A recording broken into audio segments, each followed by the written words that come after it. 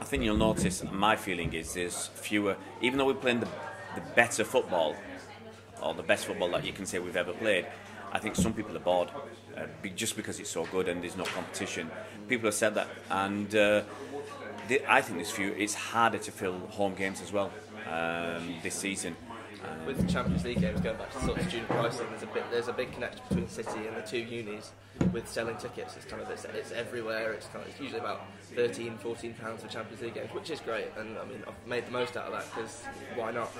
But I think Fulham as well in the Carabao Cup. Is it Tuesday after next? It's like 6:50. That's a Thursday. Yeah, it's a Thursday because we play Spurs on the Monday. Oh, of course, yeah. And, So. There is a drive to get the tickets sold. It's just it's cheap. Them two prices. I think I pay £13.50 for Fulham, which is double what you're paying. Yeah. And I'm not sure how much I pay for the Champions League. But you know, like you said before, they need to do it. They need to do something because they just don't sell Champions League games. And I think that's more of a problem selling it to the older generation than the younger generation. Yeah, I think some of them take it for granted. Yeah. My dad, he's in his 50s. I asked him the other day. I said, Barcelona at home. Or Burnley at home, 3 PM Saturday. Burnley. Yeah. I'll take Burnley. I was like, what?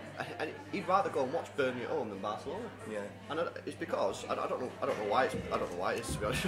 I try and justify it to people, but I have literally no idea. But it's not with my dad. This is what people are not interested in the Champions League. So I think they're less interested. It's not that some people are not interested. You're right, but I think older fans, some of them are less interested. We're more interested because we were brought up on Saturday 3 PM kickoffs, and it's in your blood. And if you've been doing that for 30, 40 years, you know, you don't want to change. Yeah, and plus, because we've not been in Europe for so long, you know, when I was growing up, I did watch, you know, Champions League because it was on ITV, wasn't it? Yeah. So you got to watch it, but you know, my dad never watched it. He didn't want to watch United in the Champions League, so he probably had like a 20-30 year period of not watching European football. So he can't just switch on that. Oh yeah, European nights, because he don't know what European nights are because he never watched it. He only went to 3 PM in Saturday kickoff. So they need to address it. But that I didn't know about the student prices, but that is really it is good. It gives incentive to people that come down from all around the country, and it just. What I would say is to people, just keep on social media. I know you can't monitor everything, but there are tickets. You know, ticket information page. There's a lot of stuff like usually on if I've got 2 kids and both of them don't go to matches at the same time. I mean, in fact, the youngest doesn't want to go. He said it's too noisy because he started going when he was 3 and 2 years old. And he said it's too noisy because City was scoring that many goals. You know, when you batter into, I think he used to go to games, and for a while, you know, the lowest score he had was 4-0. So he's going to, like Spurs, it was 6-0, or you know, all these games, and it was just the crowd were cheering, and he just doesn't like the noise that often, which is bonkers, you know. I think there's a big issue with what you said before about it being boring, because there's some people that arrive 10 minutes late. Go 10 minutes before the half time whistle to get a drink, come back 10 minutes after the second half, then leave 10 minutes early. Queuing up outside the South Stand. You literally see it sometimes. Queuing up outside the South Stand sometimes is unbelievable. It's like the size of a robust 30 minutes of a game. What's the point in you coming? And when you're seeing performances like, I know one game in particular, this season when we beat Huddersfield at the start of the season, we've just been treated to 6 goals and a magnificent performance. The least you can do is stay behind and applaud your team off the pitch. A good one. Because if you think, as you were saying, with like merchandise and food, you will not buy it.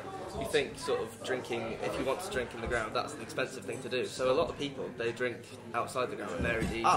That's why they're late. It's like crap. Yeah. It does. You know, I don't know if you guys have had a beer in the stadium, but you spend like 20 minutes. They've changed it this year, haven't they? They've changed the beers this year. Yeah, the lagers at Port, and the staff take forever. I mean, I feel sorry for some of them staff. Some of them just don't know what they're doing. Pouring a pint. I mean, it's laughable. They're on low wages. They're on low wages. They've tried a new system training. of pre-pouring, haven't they? Before half time for people. Yeah. But even then it's so slow, and sometimes obviously it isn't the fans' fault because it's so slow and queuing up, and everyone who leaves 10 minutes early forms this massive queue, and even if you do leave at half time, if you want to get a drink and obviously you're not allowed it on the terraces, you're going to be late to the second half. I mean, it baffles me because they always go on about, and I hate stuff like this, but they always go on about a match day experience. Yeah, they've got to have this wonderful experience. It's very family driven. It is. So then, why is it that when you want to go and get a beer or a pie at half time, it takes you 15 minutes? Impossible. That for me is just baffles me. And that is another reason why I won't spend any money at half time, because, like you said, I'm not missing any of the game, because you bet you've got one day you're going to miss an important goal. So I'll wait, and if I want a pie or what a beer, I'll go at half time. But I'm not queuing up for 15 minutes, because then you're going to miss. You can't miss something. Your beer back. Well, 5 or 6 years ago, I used to go at half time and get my kids stuff. Now I don't bother, because it's not worth it. It's besides being a lot of money, you're waiting so long, and the food is expensive. Yeah. My son, he always wants to eat something at the Grand. Well, I don't know, because I don't buy it. But how much is a burger then? It's like £5 in it, something like that. Oh, it's £4 and above. So you basically call it a tenner for a beer which is poor, probably got a head, and pie and chips. That's ridiculous. And half and half. Do you get chips with that as well? Chips, Chips joking. But the thing is, I mean, I'm there for so long. I get there 2 or 3 hours before a game and stay an hour after. So we could be there for about 5 or 6 hours. So I've got to feed the guy, Some people want to make a day of it. If you go into a Manchester derby, you go with your friends, you want to make a day of it. Yeah. So you want a drink, but it's not. It's impossible unless, as you say, you go Mary D's before the game, or and then you're queuing in for ages to get in. Exactly. So you can't have it both ways. It's up to the club. If they want, like I said before, they've got certain prices. Can they reduce the prices a little bit to get more people in, to get the same or even more money? But will they take the risk? Because if your pie and chips is, for argument's sake, £7, if they reduce that to £5, will they get enough people buying the food? They did a thing last season where to encourage fans to get in early, where if you turn up before, is it 2 o'clock or something, or half 2, if it's a 3 o'clock kickoff, you can get like chips for £1 or stuff like that. I think that works, getting in fans early and getting them buying, but they've stopped it this year. I don't know why. It works. My thoughts are that our club is run by some of the brightest sparks around. So my opinion is that they've done the maths, and I think they've worked out the ticket prices. I reckon they know that they're getting more money by charging us £50 and having 5,000 empty seats. And the same goes with food. I just think you look at this Ferran guy.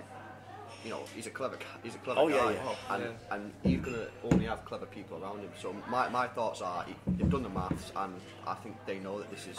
But I will say even clever people do some dickish things. So they get even clever people get things wrong, and sometimes they need to be told. And they've got no one really on the. I'm not putting myself forward. They've got no one on the ground. And maybe this new supporters committee thing, that will help. But they've got no one really on the ground to tell them that's a bad idea. Yeah, there's no one. I think with other clubs there's a connection to the board. I think I'd say the nearest connection is probably Caldoun, who gets it more than, and then obviously you've got Summerby as the ambassador. Is he just another clever guy? Caldoun's a very clever guy. You do, but you see sometimes I don't know, maybe, but are we being conned? It's true. I think they see it more as a business than a football club. There's no connection between the most sort of business or financial astute moves that they make. It might not. There's no connection between a good match day experience. Sometimes something to have a good match day experience won't make financial sense, but it's something that maybe the club owe the fans. I'll give you an example. The Spurs fiasco with their ground. Now, Spurs would not contribute a penny towards the City fans who'd lost out. Now, once the date had been changed and everything, City said, we will lay on free coaches. Okay? Now, I don't think they thought that through, because that was a lot of people said that's a crap gesture. I'm going on the train, I don't want to go on a coach. So that's one issue. I've already paid for the train. It felt like a very weak gesture at the time to offer these coaches that people didn't really want. And then a few days later, about 3 days later, they came out and said, okay, City will refund people who have lost money on accommodation or travel on a train or a coach or whatever, not plane tickets, because Spurs wouldn't. Now, I think they should have come out and said, Spurs have refused to do anything, so we're having to do this ourselves. It's probably cost them a lot of money. Well, I can't remember who it was, but there's a game the week after that has been moved back. Yeah, Southampton. So people who paid for travel to Southampton the day before. I've got a guy from Ireland. He said there's 4 of us coming over. I saw that one, and got the hotel, got a flight, and can't go to the game.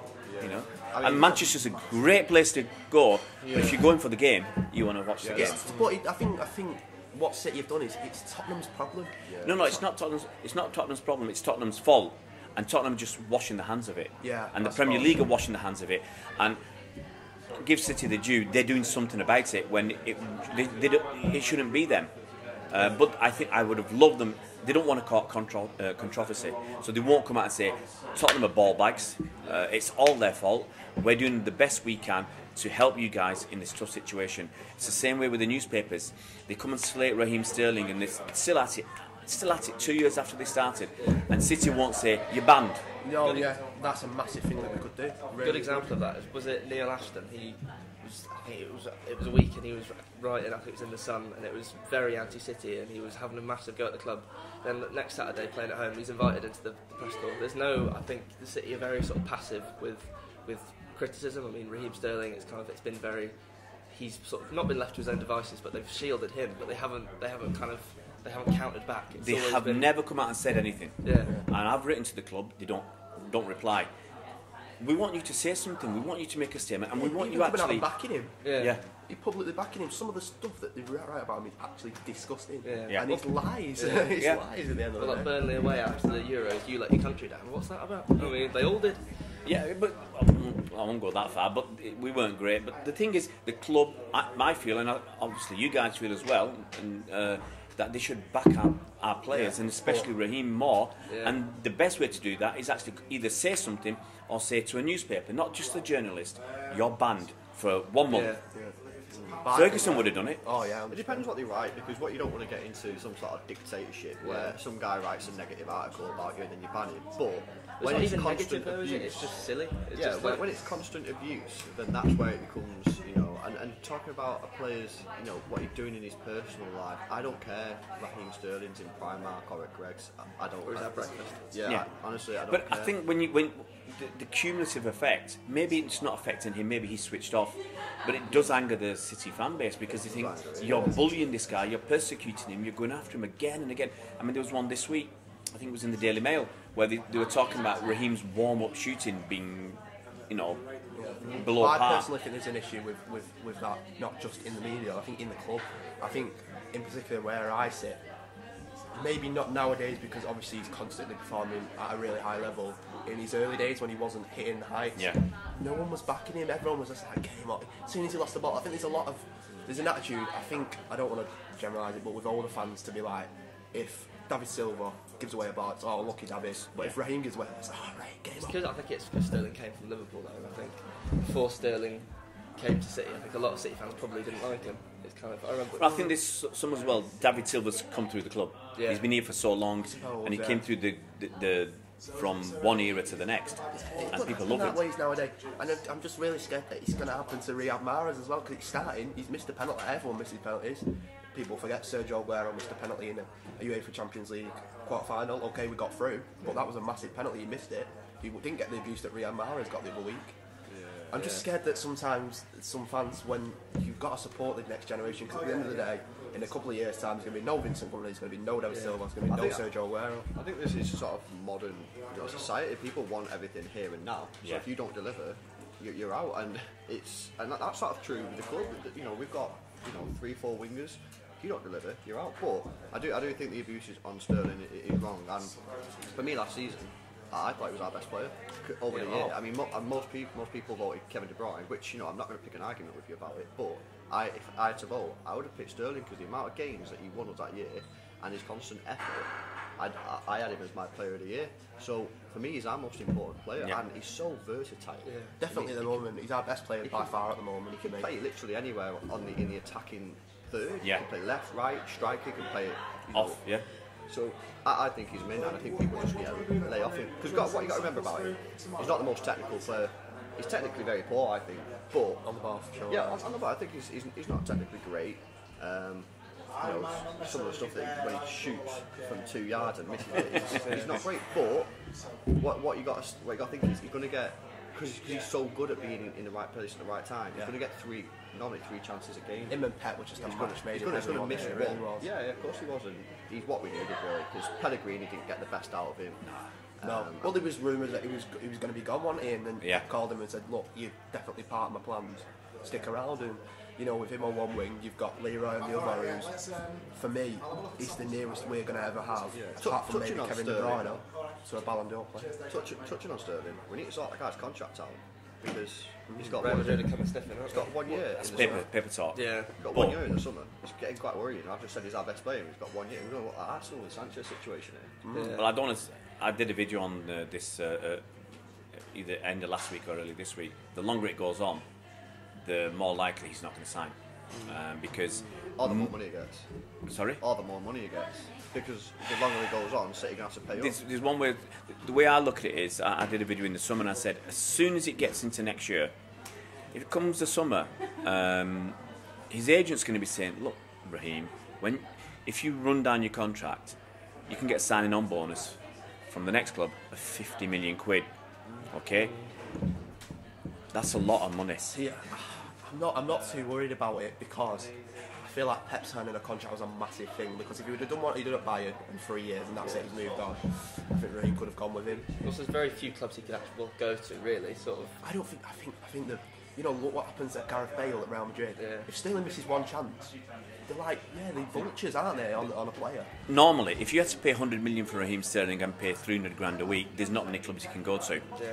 But if he runs down his contract and someone says, instead of having to pay you 100 million as a transfer fee to Man City, we pay you 50 million quid, okay, we just say 50 million quid, that actually opens up more clubs. Like Juventus will say, oh, for 50 million, all right. Bayern Munich, there'll be a few more clubs who are willing to pay 50 million as a signing on fee, rather than a transfer fee, which would have been 100 million, and so they can afford it basically, and that might even mean Chelsea.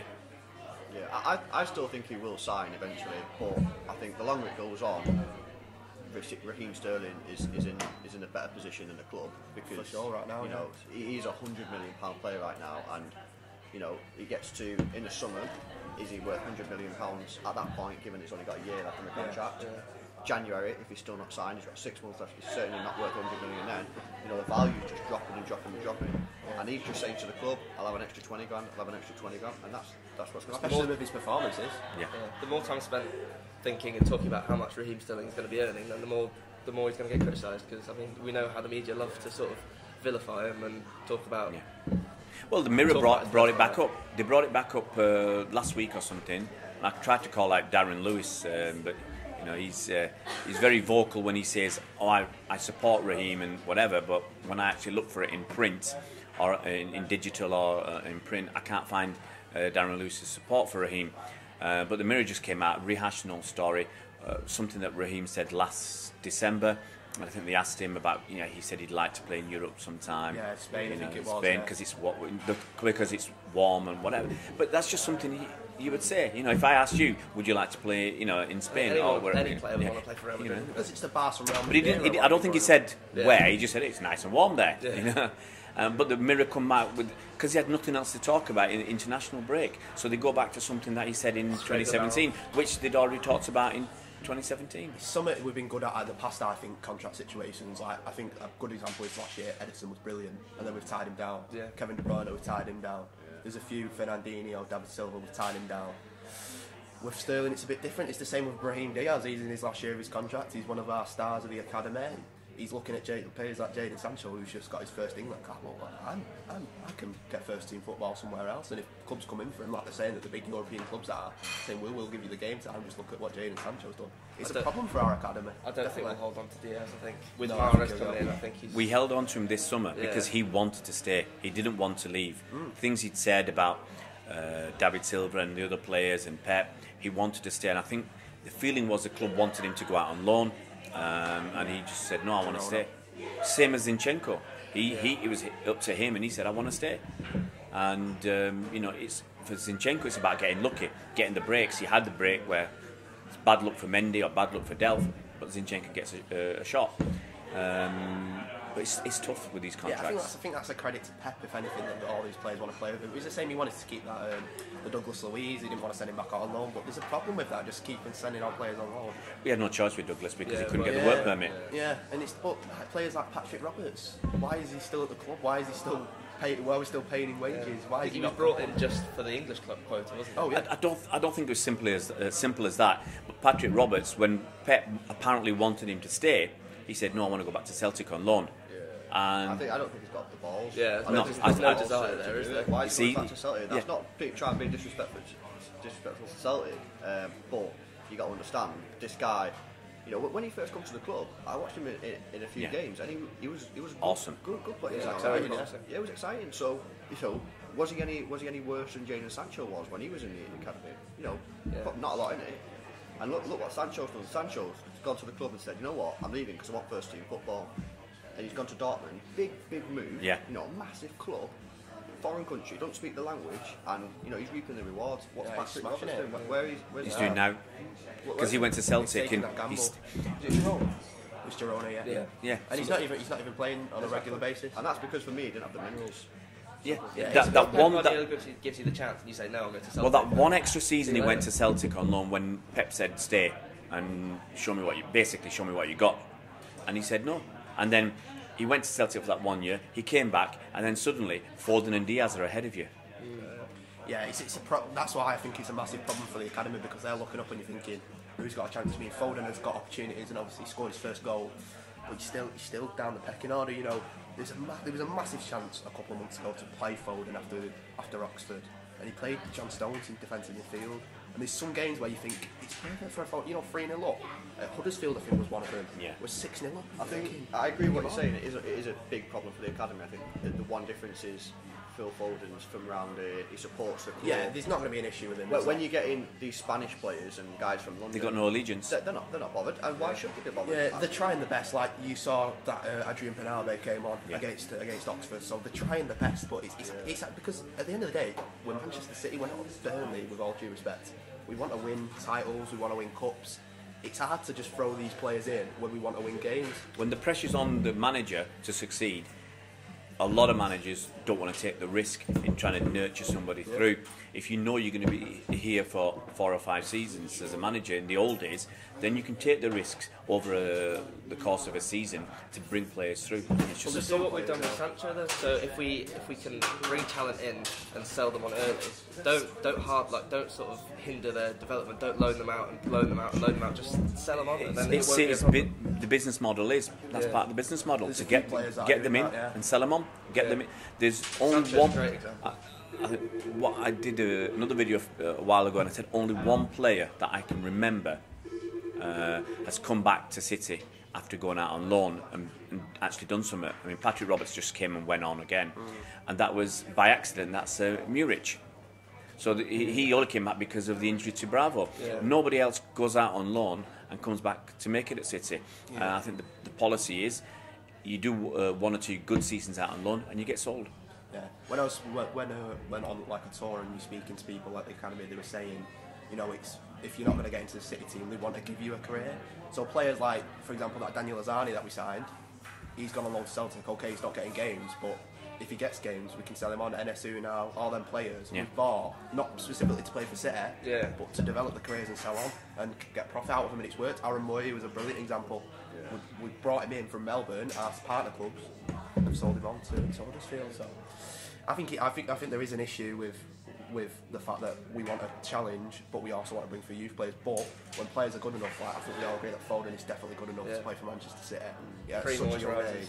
Yeah, you've got to try and I take think chances when you can. the club will also use the fact that, and they take advantage of it, that he wants to stick around. It's his boyhood club, and they can use that against him as well. But I'd hope to look back in 2 years' time and say, yes, he's now playing, rather than people are very short-termism. That's one of the issues where they say, oh, he's got to be playing now. You hear idiots like Adrian Durham, and I'm being polite here, who say, oh no, he should be playing. No, I'm happy to do it Pep's way, and you might lose a few kids that way, but you'll also get the ones who really want to stay, like Zinchenko. He really wants to stay, you know. Yeah. So I'd rather Foden goes through. Maybe his progress is slower at City, but he ends up staying at City, rather than like Sancho. I can't see Sancho coming back to You City. can't win either way because, for example, say you drop Fernandinho, put Foden in, drop Sane, put Diaz in. The first game you lose, we start yeah. losing games. Imagine, Pep's got to win that game. Yeah. Well, you're telling us to play youth. We played youth, and we're losing. At the end of the day, we buy these players for big money, like Sane, to perform at the highest level. You just got to keep drip feeding the players in, and what people need to remember as well. I think Silva's got this year and then next year. Yeah. So then, what's Foden then going to be like 20, 21, 22? Foden's now just turned 18. So he'll be 20. So if you can get him 10 games, 15 games this season, coming off the bench, start him a few games here, a little bit better next year. Yeah. The year after, he's going there. to get game time. Yeah. And then he'll still only be third choice, so it's not like you're still throwing him in, because then you're still going to have B Silva, you're still going to have KDB, and by that point we probably have bought another centre midfielder. Yeah. So you just need to keep feeding them in. You just need to hope that the players stay on board with you and there's a understand that. So I think that's what I said end of last season. If you can get between 10 and 20 games this season, more than what you got last season, more minutes, like you say, that's what I would want from him. If he's so fantastic that he gets more than that, great. But for me, to show that he's developing, 15, 20 games, even bit part, for me that's good enough. Yeah, I think Pep experiments with them players. I think in his first season, he tried Alex Garcia at centre midfielder for a few games. He scored his first goal against Swansea in the Cup. Brought him on. Pep didn't think he worked. He's loaned him out. There's a few that just don't work. And Do you remember where, I think his first start in the Champions League, where Foden played? Does anyone remember? Shakhtar, wasn't it? Shakhtar. But which position? Did he play left mid or left back? He played left wing back, if I remember correctly. He was not very good there, but I don't think he was used to it. But at England, he plays on the right mid. Yeah. For the under-21s, doesn't he? So it's difficult, but he's definitely good enough. And you you're don't have only to nail gonna him down to benefit. a position. He can sort of, if he's good enough, and he can sort of, the Pep way is that anyone can go anywhere. Fabian Float Delph, around. left wing back, for example, then he will always be part of the furniture if he can do that. If he doesn't want it, if he doesn't just stick to one position, say that sort of like centre attacking midfield role, and is happy to move around, then Zinchenko's an attacking midfielder. He's been playing left back. exactly. And he's doing well. He is. He's a really good, young player. I watched him for Ukraine against. Did he play Italy a few weeks ago? Yeah, Italy. And he played in that, and he played centre midfield, and he was really tidy. Yeah. Didn't do much, you know what I mean? Didn't get involved in much play, but when he had the ball, he just kept it tidy, kept everything ticking over. And I thought to myself, this guy's playing like a 31-year-old. Yeah, one of the most experienced. And he wasn't. He's a young lad, so Yeah. I'm really impressed with Zinchenko.